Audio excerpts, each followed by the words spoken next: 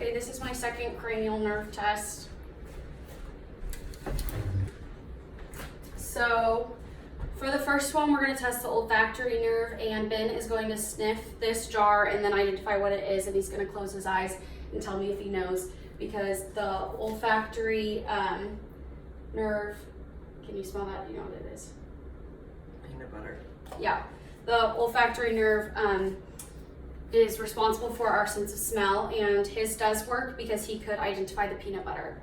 Then the next one is the optic nerve, and so he's going to cover one eye, and I'm going to stand 5 feet away, and then he's going to tell me if he can read what's on my screen.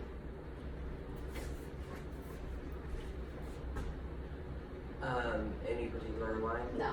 L, P, E, D, P, C, F, D, E. Okay, awesome. So he can read that, so that means his optic nerve is working because it's responsible for our sense of sight. So the next one is the ocular motor nerve. I'm going to observe Ben's pupils in the light and in dim light, and the ocular motor nerve is responsible for the pupils responding. So first, it's dimmer in here, and then his pupils did restrict when the light was shown on it, so his ocular motor nerve is working.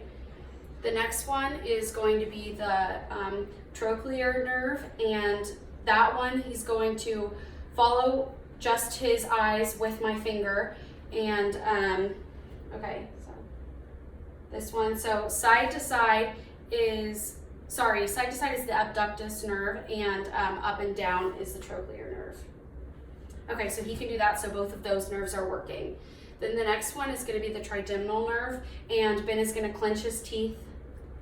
Yep, he can do that, and then he's also going to tell me if he can feel this on his face. Yeah. Yeah, okay, so he can feel light touch on his face and clench his teeth.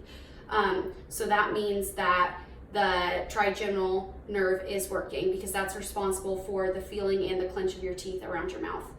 The next one's the facial nerve, so he's going to make funny faces for me. Yes, awesome. And then he's going to taste this water. It's salty. Will you just put some on the tip of your tongue and identify that it's salty? Yeah.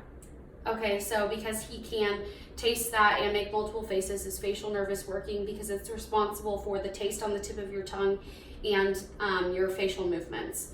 The next one is the cochlear nerve, and he's going to listen to my voice when I keep walking away and identify that it is getting quieter, and that is responsible for your hearing.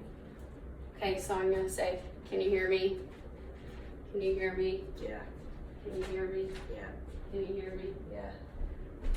Okay, so it did get quieter, so his vestibulocochlear nerve is working. Then the glossopharyngeal nerve, he is going to taste the salt water at the back of his mouth. So will you put some just on the back of your tongue? You put some on the back of your tongue. And then, okay, so he can taste that. So his glossopharyngeal nerve is working because it's responsible for the taste of the back of our tongue. Then we're going to test his vagus nerve, and he's going to drink some regular water and swallow it, and I'm going to watch that. Okay, and his vagus nerve does work because it's responsible for the swallowing reflex. Then we're going to test the accessory nerve. He's going to move his head from side to side, like saying no, and then he's also going to shrug his shoulders.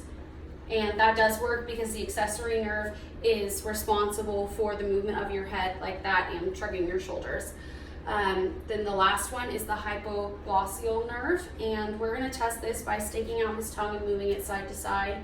And that does work because it's responsible for tongue movement, and he can do that.